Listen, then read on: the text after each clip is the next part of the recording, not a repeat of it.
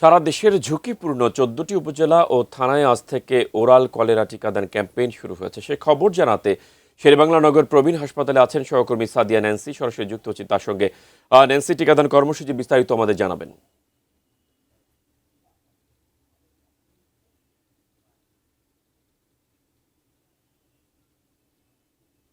আপনি জানেন যে আজকে থেকে আনুষ্ঠানিকভাবে সাধারণ মানুষের জন্য ওরাল কলেরার যে ক্যাম্পেইন অর্থাৎ যেই টিকাদানের যে কর্মসূচি সেই কর্মসূচি কিন্তু শুরু হয়েছে। যদিও তাদের পক্ষ থেকে জানানো হয়েছিল যে সারা ঢাকায় বেশ কয়েকটি অস্থায়ী ক্যাম্পের মাধ্যমে আসলে সাধারণ মানুষদেরকে এই কর্মসূচির আওতায় আনা হবে এবং এই কর্মসূচিতে যারা এক বছরের বেশি থেকে শুরু করে সবাই আসলে এই কলেরার যেই টিকা সেই টিকা আসলে গ্রহণ করতে পারবেন।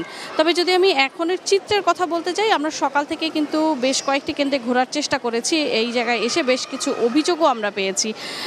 প্রথমত এখানে যতটুকু জনসংখ্যা, ওয়ার্ডগুলোতে আসলে যত জনসংখ্যা, সেই জনসংখ্যার চেয়ে কিন্তু সেখানে উপস্থিতি খুবই কম। তার প্রধান কারণই হচ্ছে যে এখানে যে ক্যাম্পগুলো বসানো হয়েছে বেশিরভাগ ক্ষেত্রেই আসলে সাধারণ মানুষ জানেনই না যে আসলে কোথায় আসলে ক্যাম্প বসানো হয়েছে। অর্থাৎ যেই নির্দিষ্ট কিছু হাসপাতালে এই ক্যাম্প বসানো হয়েছে সেই হাসপাতালগুলোর আশেপাশে বা এই হাসপাতালের যারা আছেন তারাই কিন্তু বেশিরভাগ আমরা দেখেছি এখানে এসে টিকা নিচ্ছেন এবং বেশ কয়েকজনকে এসে এই বিষয়ে অভিযোগ করতেও শুনেছি যে কিছু যাদের আসলে প্রয়োজন তারা কিন্তু আসলে টিকা পাচ্ছেন না এবং তারা বলছেন যে প্রথম ডোজ আজকে থেকে যেহেতু শুরু হয়েছে এবং পরবর্তী ডোজ ১৪ দিন পরে যে কেউ পরবর্তী ডোজ আসলে গ্রহণ করতে পারবেন এবং এখানে সিটি কর্পোরেশনের অনেকে উপস্থিত আছেন। তারা বলার চেষ্টা করছেন যে আসলে প্রথম দিনের কারণে হয়তো জনসংখ্যা উপস্থিতি কিছুটা কম, পাশাপাশি যেহেতু বিকেল ৫টা পর্যন্ত এই কর্মসূচি চলবে সেই অনুযায়ী হয়তো সাধারণ মানুষ কিছু কম আসছেন। তো সেরকম একজনের সঙ্গে একটু কথা বলতে চাই। তিনি এসেছেন টিকা নিতে, তবে তিনি কিন্তু অভিযোগ করছিলেন যে বেশ অনেকক্ষণ খোঁজার পরে এখানে যেই কেন্দ্র বসানো হয়েছে, স্থায়ী ক্যাম্প বসানো হয়েছে, সেটি খুঁজে পেয়েছেন। একটু তার সঙ্গে কথা বলতে চাই। আপনি কি টিকা নিয়েছেন? এই কর্মসূচি সম্পর্কে একটু জানতে চাই, কেমন লাগছে? জি, আমি টিকা নিয়েছি। কর্মসূচিটা আমার মনে হয় জনবান্ধব ছিল, কিন্তু এটা খুবই অপরিকল্পিতভাবে হয়েছে। কেননা এখানে মূলত এই যে হাসপাতালে দিচ্ছে বেশিরভাগ টিকা তারাই নিচ্ছে যারা হাসপাতালে অন্যান্য প্রয়োজনে এসেছে। কলেরার ঝুঁকি তাদের হয়তো প্রায়শই নেই।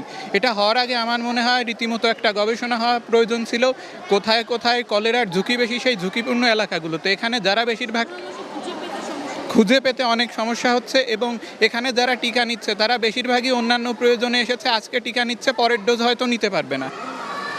যেমনটা আসলে বলছিলাম, শুধু তিনি না, তার মতো আরও কয়েকজনের সঙ্গে আসলে আমরা কথা বলার চেষ্টা করছিলাম।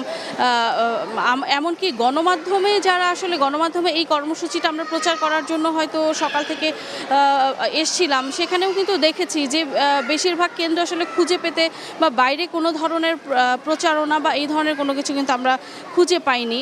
তো তারা যেহেতু বলছে যে হয়তো প্রথম দিন বলে উপস্থিতি কম এবং আরও একটি বিষয়, এখানে যারা আসেন তারা কিন্তু রেজিস্ট্রেশনের মাধ্যমে প্রথমে রেজিস্ট্রেশন করতে হয়, তালিকাভুক্ত হতে হয়, তারপরে হয়তো তারা টিকা নিতে পারছেন। তো এই ঝামেলার কারণে অনেকেই কিন্তু এই বিষয়টা সম্পর্কে খুব একটা অবগত না এবং কি জিনিস লাগবে, অর্থাৎ আসার পর তাদের সাথে ভোটার আইডি কার্ড থাকতে হয়, যে ভোটার আইডি কার্ডের নাম্বারটা দিয়ে রেজিস্ট্রেশন করতে হয়, এই বিষয়গুলো অনেকটাই পরিষ্কার না। তো সব কিছু মিলিয়ে বলা যায় যে কর্মসূচি সকাল থেকে ঢিলেঢালাভাবে চলছে, তবে সাধারণ মানুষের অনেক অভিযোগ আছে। তবুও তার মধ্যে থেকেই কিন্তু সিটি কর্পোরেশনের যারা আছেন বা এখানে হাসপাতালগুলোর যারা কর্তৃপক্ষ আছেন তারা কিন্তু চেষ্টা করছেন যারা আসছেন তাদেরকে এই টিকা কর্মসূচির আওতায় আনার। এই ছিল আমার কাছে প্রবীণ হাসপাতাল থেকে কলেরার টিকার সবশেষ খবরাখবর।